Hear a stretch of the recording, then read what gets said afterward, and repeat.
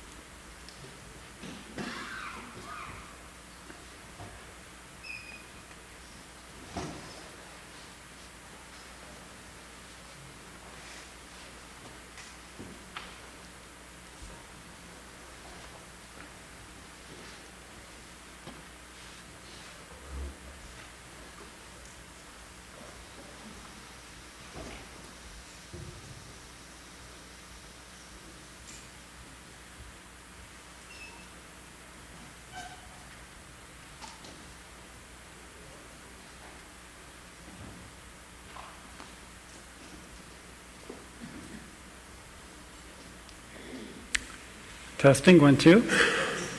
Everyone hear me? Good? Okay. Oh, that's not a okay. There we go. Okay, good. Very good.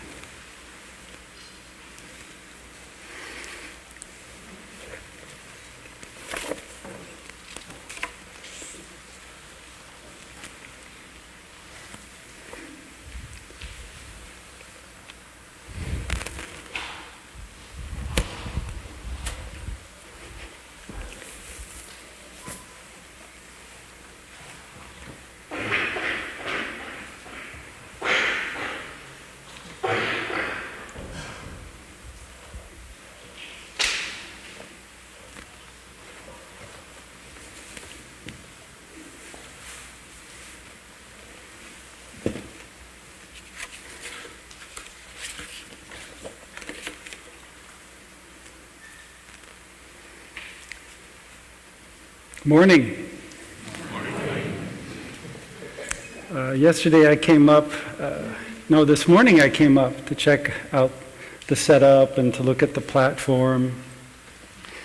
You kind of want to have a sort of a advanced view of what you're getting yourself into. And I had quite a flashback when I approached the platform. A flashback of when I was a kid, climbing into my friend's MG midget. Now, if you don't know what an MG midget is, it's a very small British car. A very, very small British car.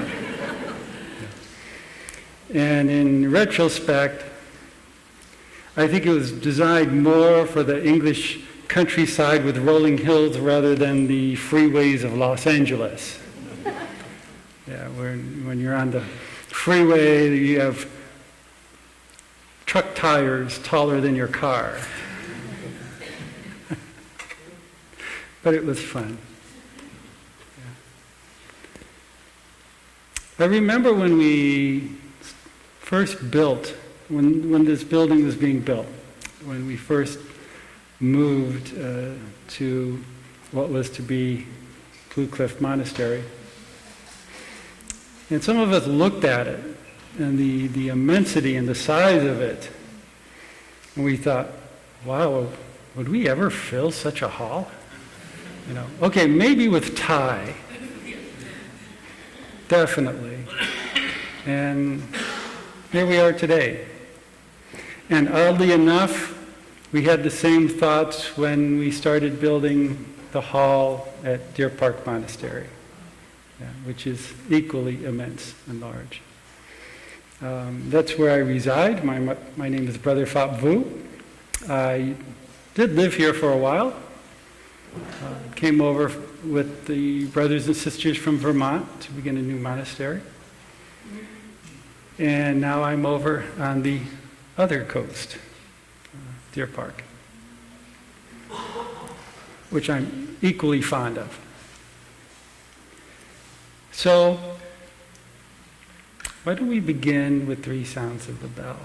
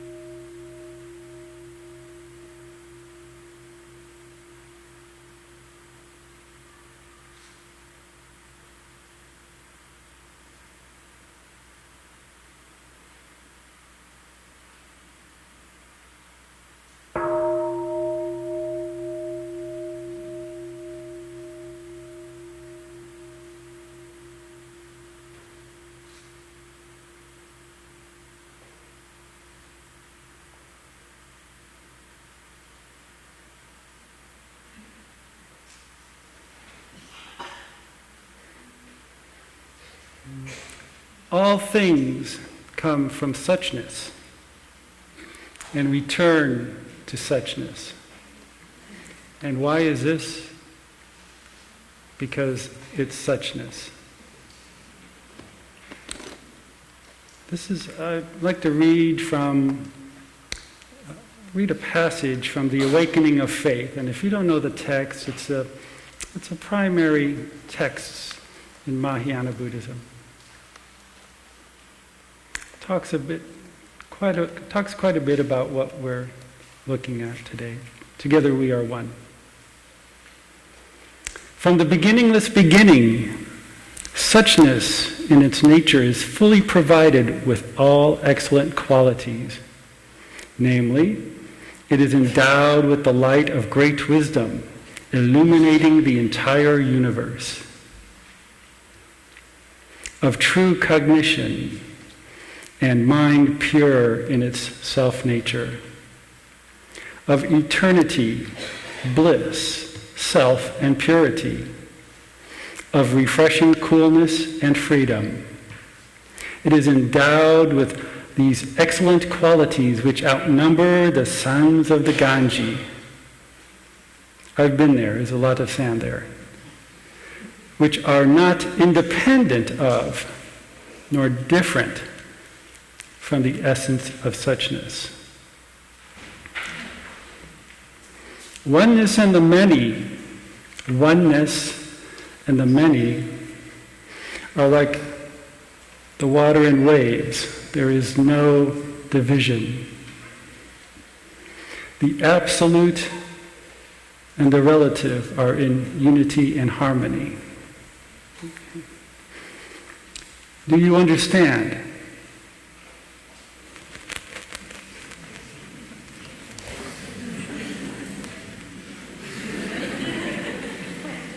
Good. Dharma talk is over. Let's go have some tea. I'll get the cups.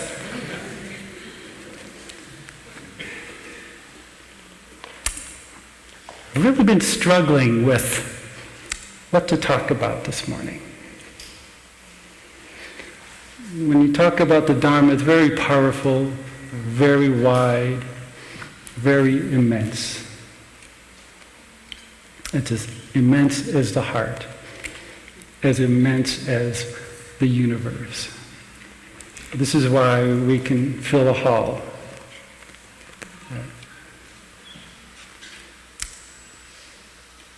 So I began to put down my thoughts to create a Dharma talk. And I did it the old-fashioned way, on my Apple. Right? That's pretty much all I know. Yeah. And I began to look at it this morning. And I just erased it. So in essence, I have no Dharma talk for you.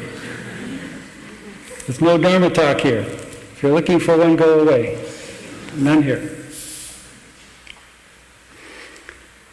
But I did want to ask a question. Now, I've been traveling a lot this year, outside the U.S. I've been to Australia, Mexico, up to Canada. And I think this is my first talk that I've given back in the States. Yeah. So my question is, how you doing? How you doing? It seems like it's been a pretty bumpy ride for the past number of months. A pretty bumpy ride. Things that we look towards for stability, predictability, comfort, seem to be pulled right out from under us. Yeah. No longer there. Impermanence creates a lot of suffering. Doesn't have to be that way, but we kind of go down that route. When our expectations aren't met, maybe hopes and dreams are not met. What we thought was up is now down. What is now down is now up. Creates a lot of confusion. And the stakes are high. The stakes are high.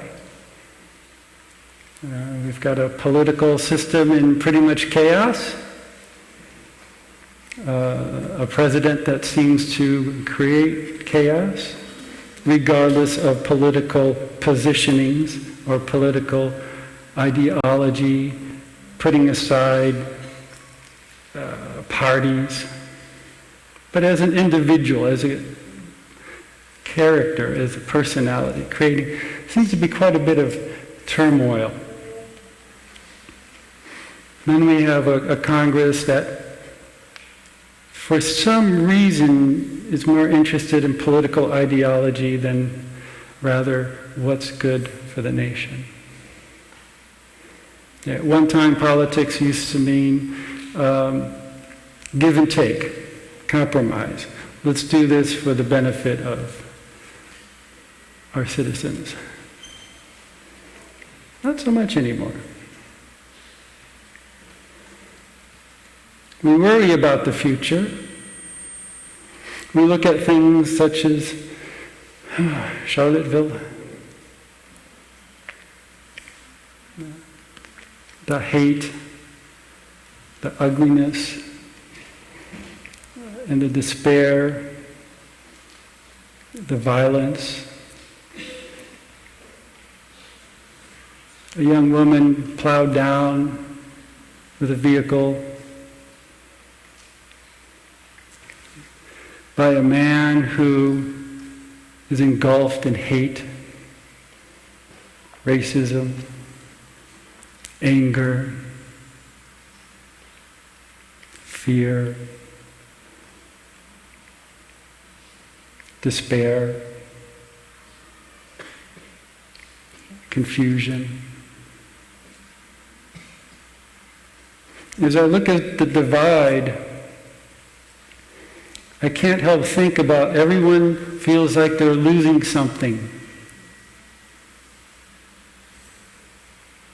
People feel that their identities are being taken away.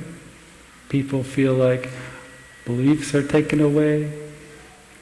Ideas are being taken away. I look at the political situation and it's not one of aspiration and future, but so much a reaction of losing something. Losing something. What are we losing?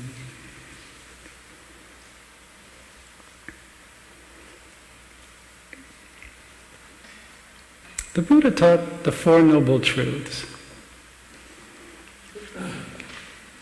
And that's an important lesson, the Four Noble Truths. If you don't learn anything about the Buddhist practice, learn about the Four Noble Truths, because everything Buddhism is based on, the volumes of works, the exploration of the mind,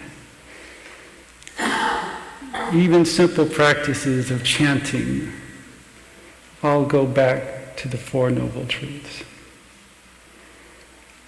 And the Four Noble Truths, the first one is that there is suffering, there is difficulty. Who can relate to that? So we can call that a truth, right? There's enough consensus, we can call that a truth, an actual truth of the human condition, that there is suffering. We can look at our own lives, of what we experience. We can look at the lives around us. We could look at the community we're in, our families. We can look at society. We can look at species. It's non-exclusive. Then there's a second noble truth, that there's an origin of suffering and difficulties. Okay, that we can actually pinpoint where this is coming from. What are the connections here?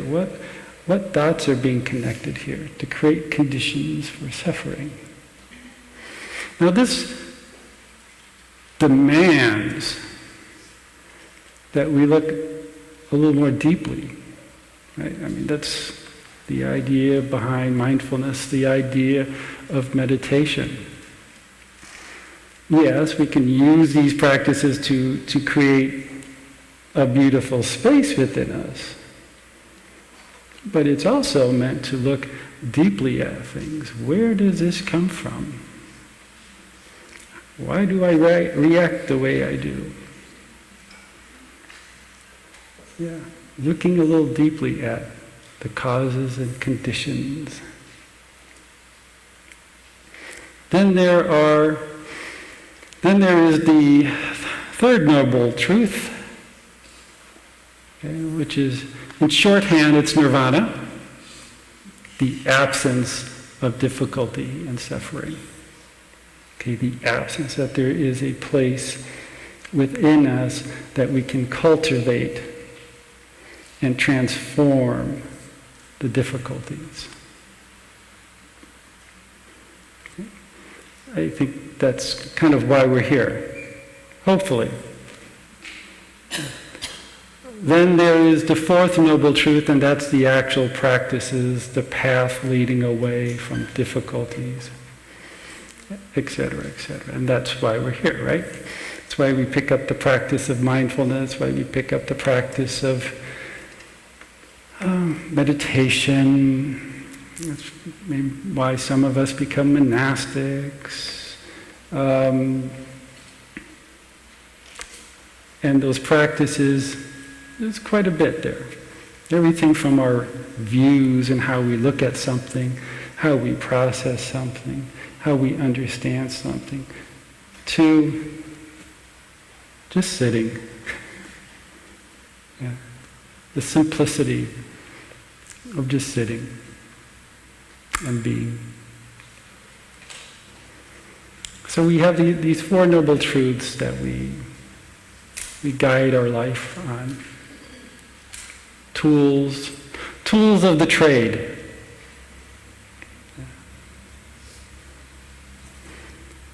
Part of the causes, and when you look at what do we mean by the causes of suffering? What causes the suffering? Oh, someone punched me in the head. I'm suffering.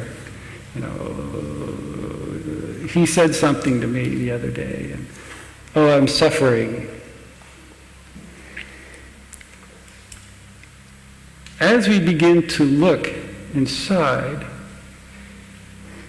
we also begin to see some other connections, the connection to other, what we perceive as other.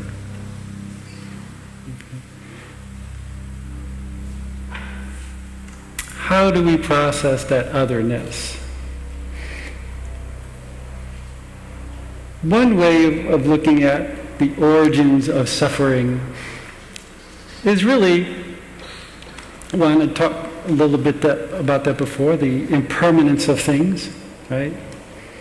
We would like things to be one way, but they turn out to be something different. Right? Another way is what we call dualistic understanding. Dualistic understanding. Now, how many people know what that means when I say dualistic understanding? Great, I'm glad you're here.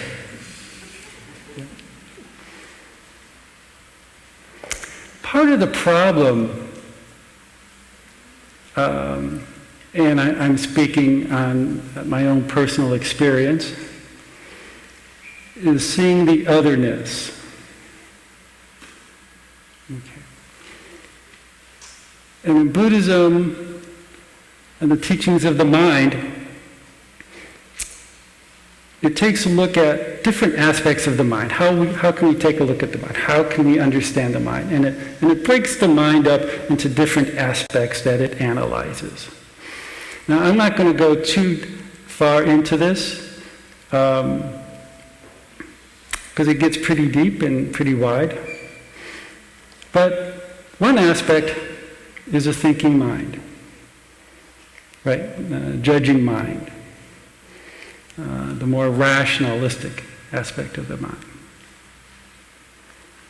Another aspect of mind is what's called the I-making. We're all familiar with the I, right? Who's not familiar with the I? Raise your hand. Okay, we all understand I. That concept of I, that concept of me. And as we build that, as that is being built within us, through perceptions of the world, through perceptions of our own self, we create an essence of other. Okay, when you create an I, you create an other. So, along with the I, me, and mind, there's a you, they, and them. It's instinctively paired together. We can't help it. That's the nature of the mind. And the real issue is, we don't usually know it. We don't know it at all. We don't know what this is. What is Phap Vu?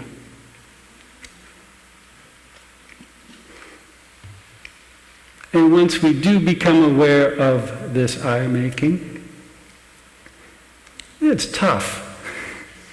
It's tough to work with that because it's so deeply ingrained.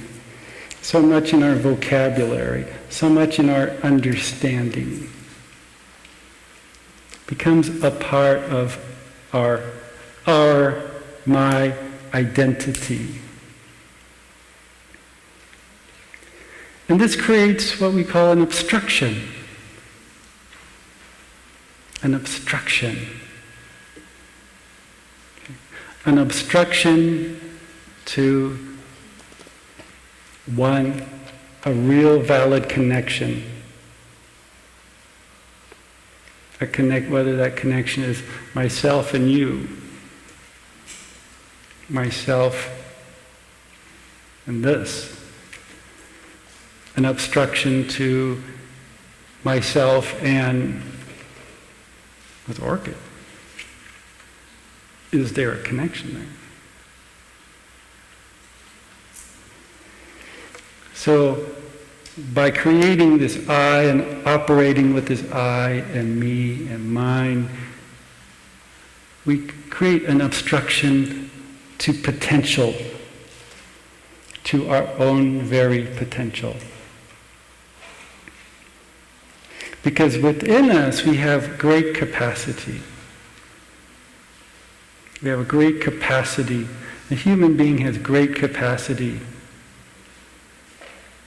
It may not seem like it to you. You may not quite understand that yet. You might hear the words. You might have an intellectual idea about it. Maybe you've read a book. But this connection goes beyond the mind. It's not just a thing of the mind. When we talk, it's so interesting, when I talk about Buddhist psychology, we always think it's a thing of the mind. Partly it is. Partly it is.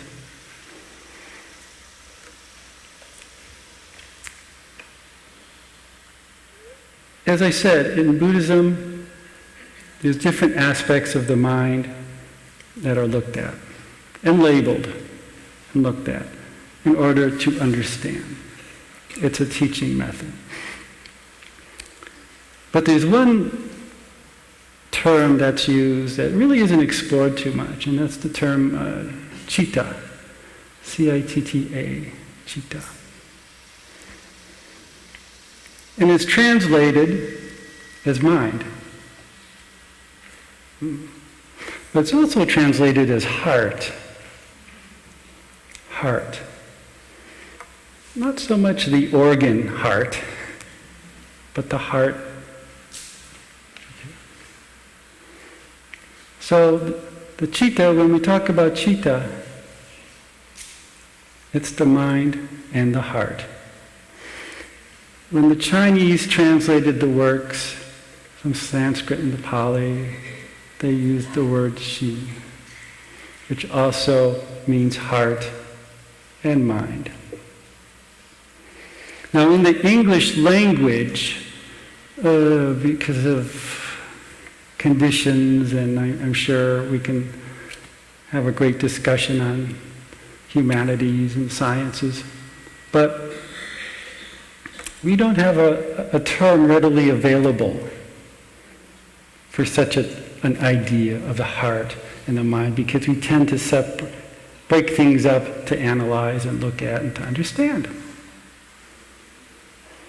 And the closest word or term that I've felt comfortable with is innermost being. That innermost being, that heart level, which has both the elements of the mind and the heart.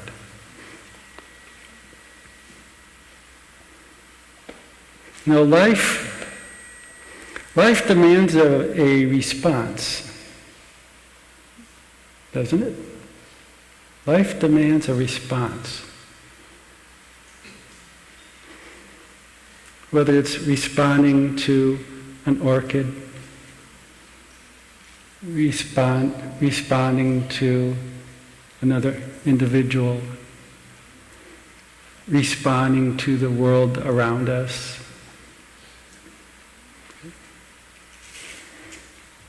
Responding to something. How do we respond? Where does that response come from? Is it the thing of the mind? Is it the thing of the heart? Is it the thing of the heart and mind? Yeah. With our being. Meeting life with our being. No obstacles. No obstacles. And that's a bit of a challenge. A very big challenge. Because of our own frustration, our own pain, our own suffering and difficulties, we're closed. We're closed. Some degree or another, there's this obstacle. Meeting life as it is requires one to allow themselves to have their heart broken. It requires one who is willing to cry and say, "This hurts." That's a very deep practice. There is no other way, because it is a thing of the heart. So as I'm kind of a news junkie. I read the news a lot. I like to keep up on what is happening. Almost on a daily basis, I go onto my computer and see what's going on in the world. I'm concerned. I know some people have difficulty with that, are overwhelmed with that. But for me, I have to know. For me, ignorance is not bliss. I have to know. And allowing myself to be there for that.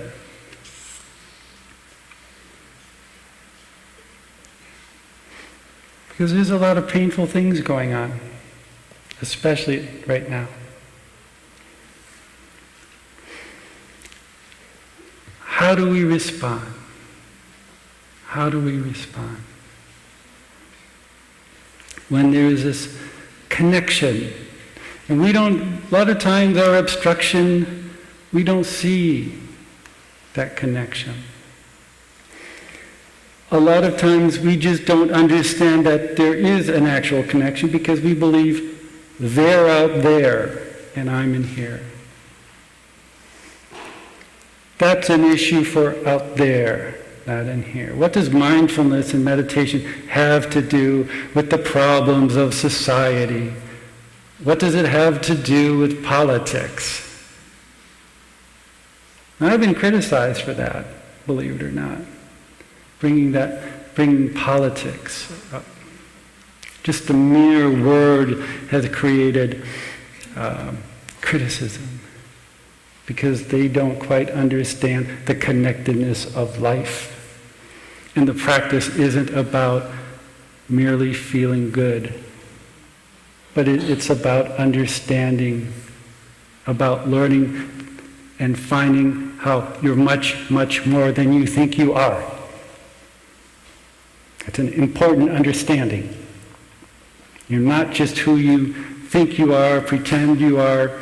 You're not the person who people want you to be. You are greater than all of these things. You are endless and boundless. Suchness, the boundless heart. There's no difference. You are suchness. You are thusness. Oneness, one mind, Tathagatakarbha, Buddha nature, Dharmakaya. These are all different terms meaning the same thing. The boundless nature of our humanity, of all things.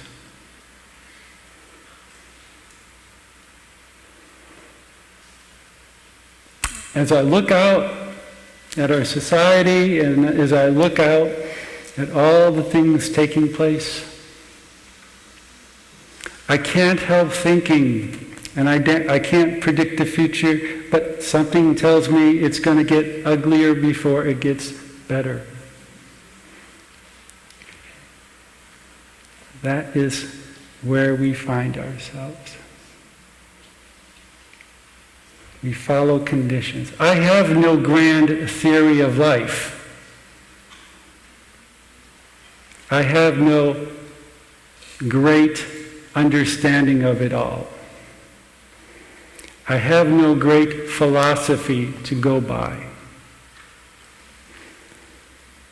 But I'm there, in that moment, doing the best I can with what I understand at this time. Someday I'll understand more. Someday I'll be able to look a little further, a little deeper. But this is what I got today. And believe it or not, if you're doubting yourselves, it's good enough for now. It's good.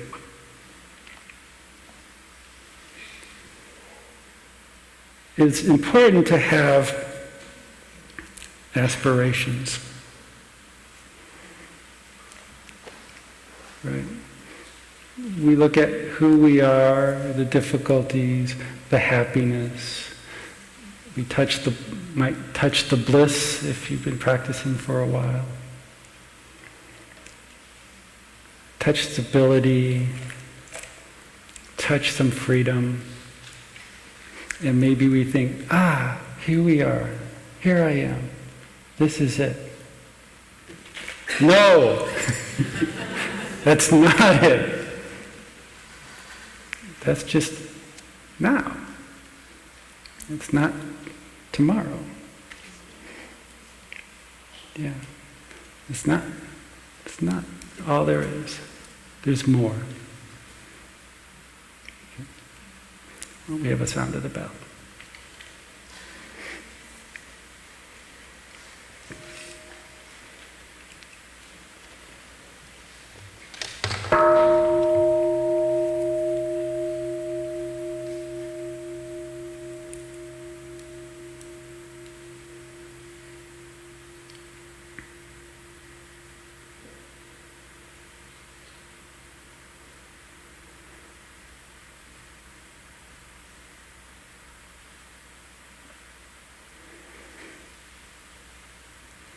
I remember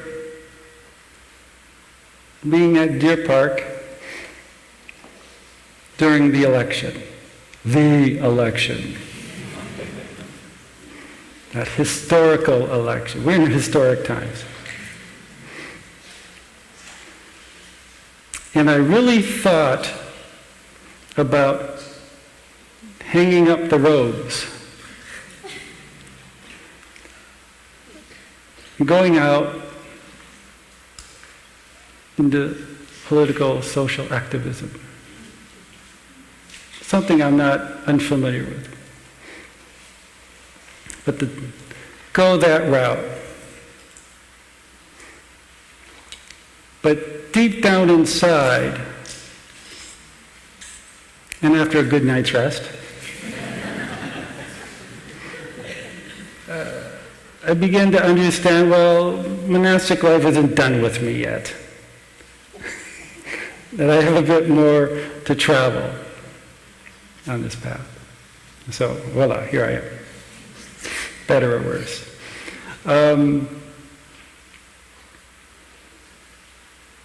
Going back to that theme of connectedness. How we connect. How do we touch that, connect that which is already present? It's already there. And we can take a look at things as Buddhist psychology. But I don't like that term, but I have to use it. And we talk about this all the time, how in terms of perceptions, you need to have an object and you have to have a faculty. Okay. Now, if you don't know what those mean, don't worry about it. Terminology is not important so much. In order for myself to have a consciousness, a visual consciousness, I have to have an eye and I have to have the orchids at this time. Right? There's always a consciousness of something. Now, I've known that teaching for years, but I still didn't quite get it. Right? It's sort of this funky teaching that's actually mainstream in Buddhist psychology. Didn't quite get it until I understood that, oh, that is my consciousness. And as I look out, this is my visual consciousness. So look at the whiteboard. That is your consciousness. When you hear my voice, that is your consciousness. It's not outside you. You know, you're not listening to someone on this side of the room. You're actually becoming aware of your own consciousness. In other words, when we perceive something, it becomes a part of you. As I look at these orchids, they become a part of me. As I'm sitting here looking out at all the individual faces and hairdos and lack of hairdos and clothes, it becomes a part of me. Your laughter becomes a part of me. No disconnection, water and wave, no division. And as I look, we can see other ways of how to understand this connection. Often we turn to things like Western psychology or neurology. You know, for example, how emotions are mimicked. You have an emotion, my brain wants to create that emotion within me. They call it emotional contagion. You know. We can look at how a human being needs a certain amount of socialization as a child. And if they don't get a certain amount of socialization, contact with people, they have no chance to be fully functional in a society. So we can look at these aspects of connectedness through Western science. But that's sort of the intellectual, rational aspect of understanding.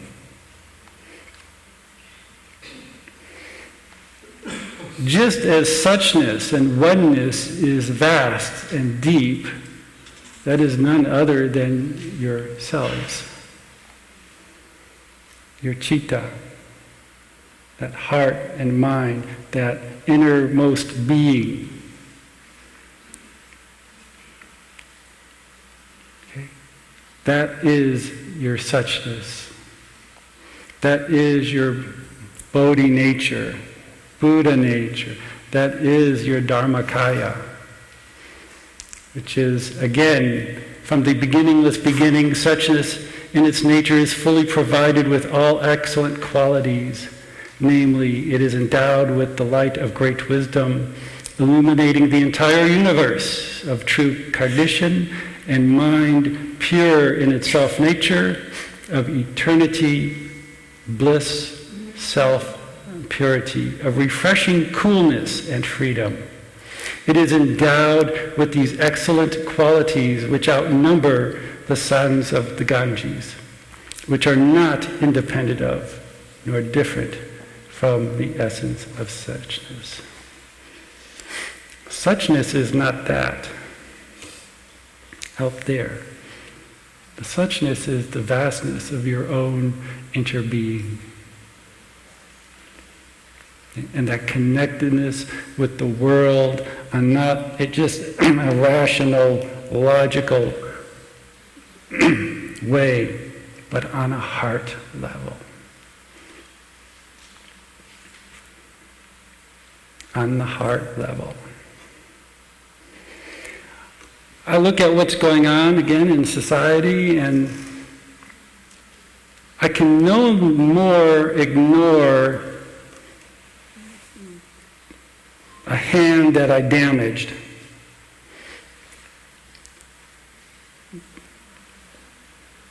I cannot ignore an injured hand any more than I can ignore the difficulties and suffering of anyone, of society, of neighbors, people we know, people we don't know, because there is no difference. We think there is a difference, and that is our obstruction. It's there. It's real. Do we understand that? Do we respond to the world with the heart? Again, it isn't easy. That's why we call it practice.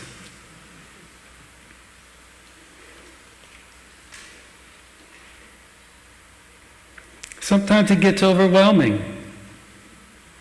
I'm sure we've all felt that. Yeah?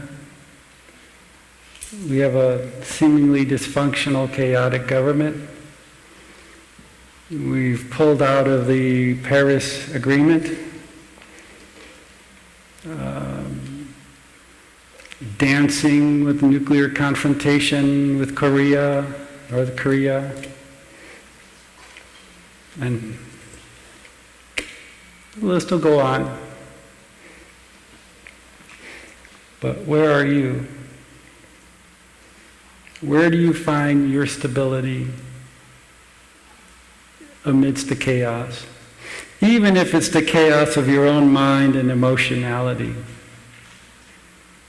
Yeah. How do you foster that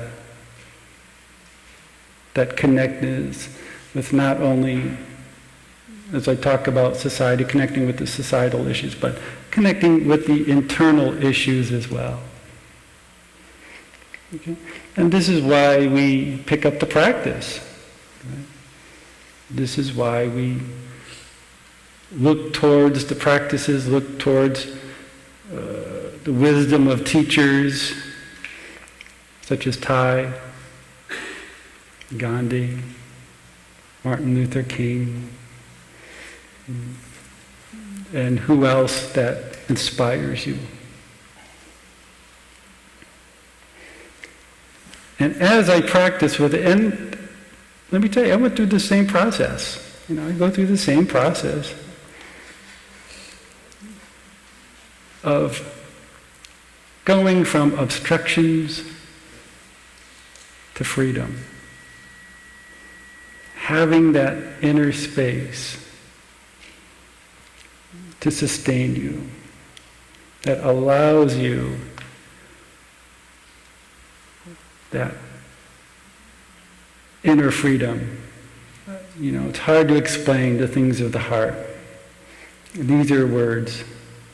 What is your experience? What is the experience?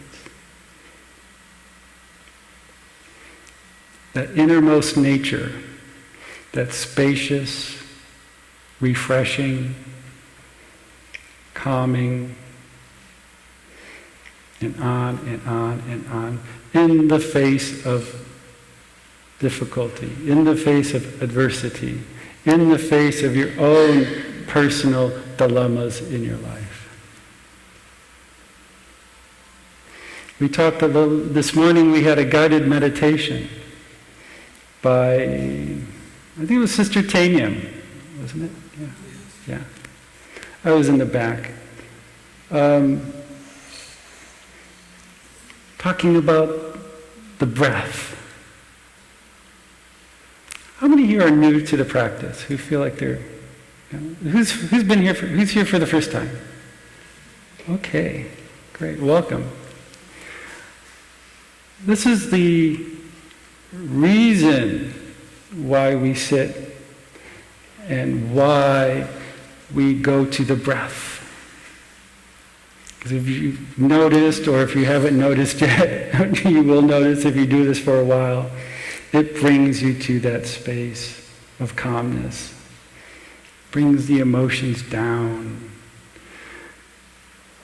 to create a little more clarity in your life. This is the only way I get through my monastic life. This is the only way, even before I was a monastic, I was practicing. That's the only way I got through life.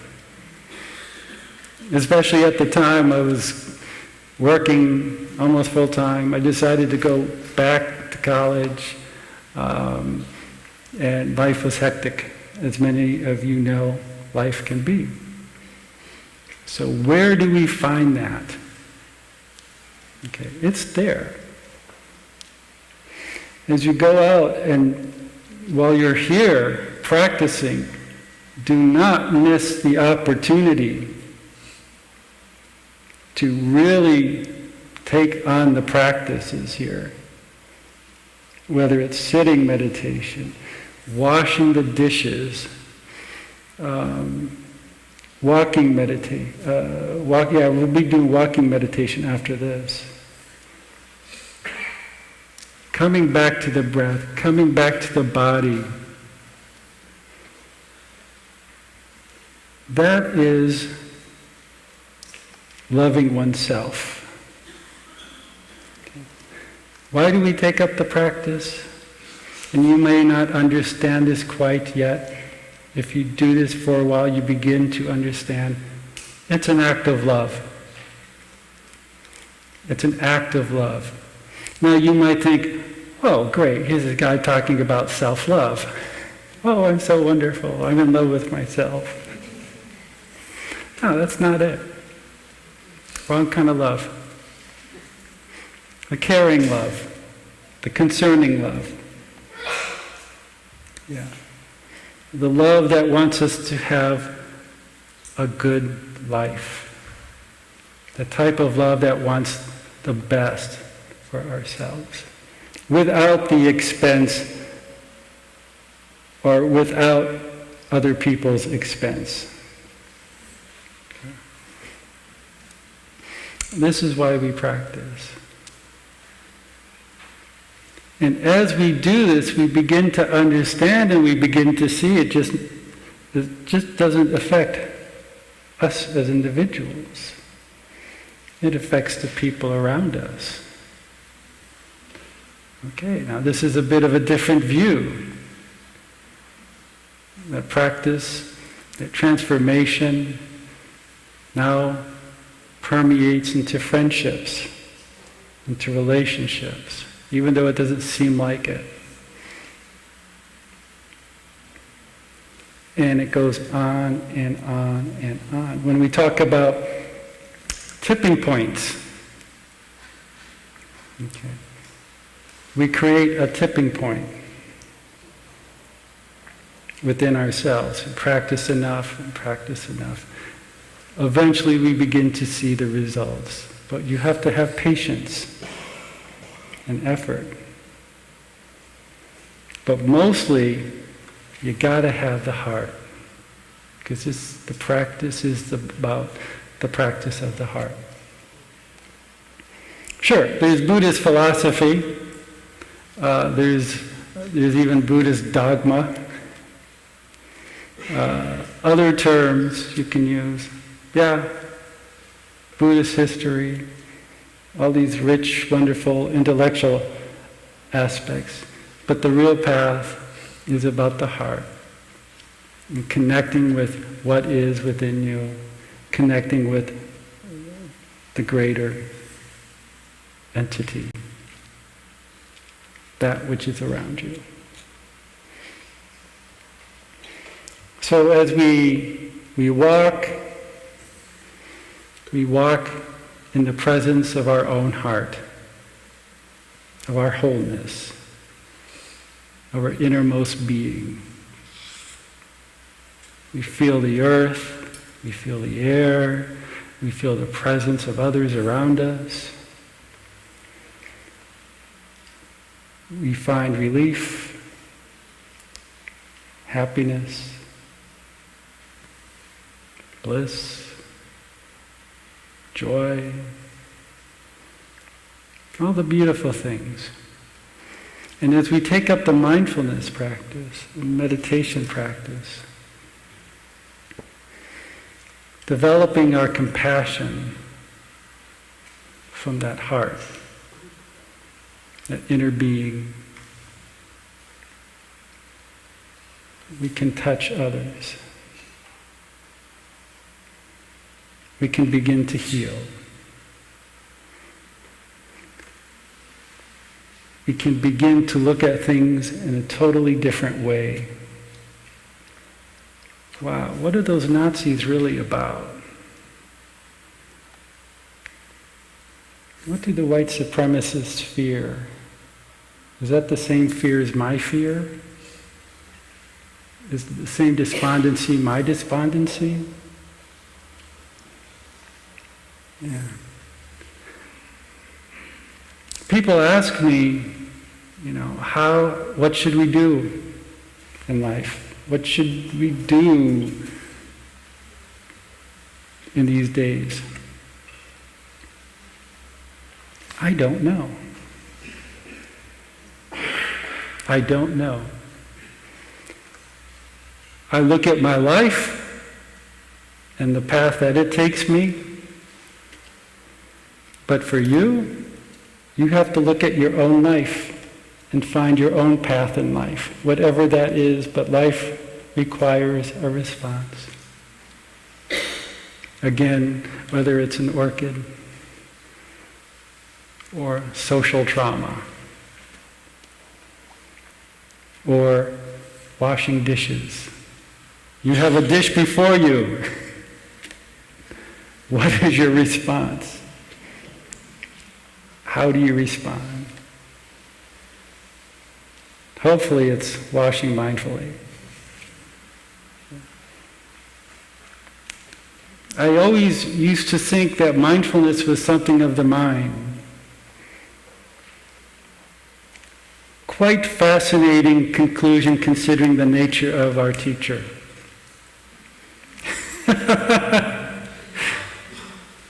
Yeah, crazy, huh? You would think after a number of years, one would get it, right? Okay. And I hope you find some promise in this. That if you don't quite get it, hang on, you will. Yeah. I'm still, I've been a monk, 14 years, and I'm still new at it. Okay. So everything is always new.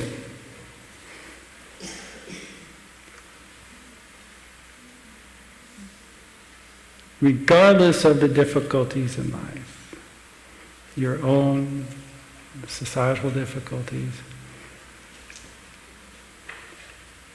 we need to cultivate a way of saneness, cultivate a way of clarity, not being carried away by emotionalism.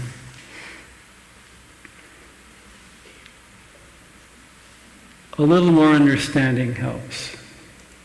A little more patience helps. Okay. That's all I got for you. Is the practice to create stability, to create a heart that's willing to extend itself. A little more clarity.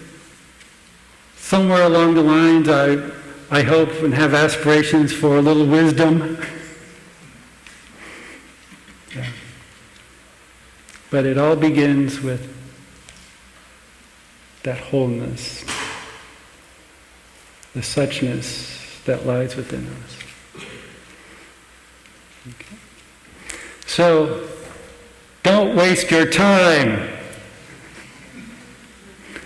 We get that when we're novices. The message from Master Grishan. Don't waste your time. Time is precious. Practice. Thank you very much for listening.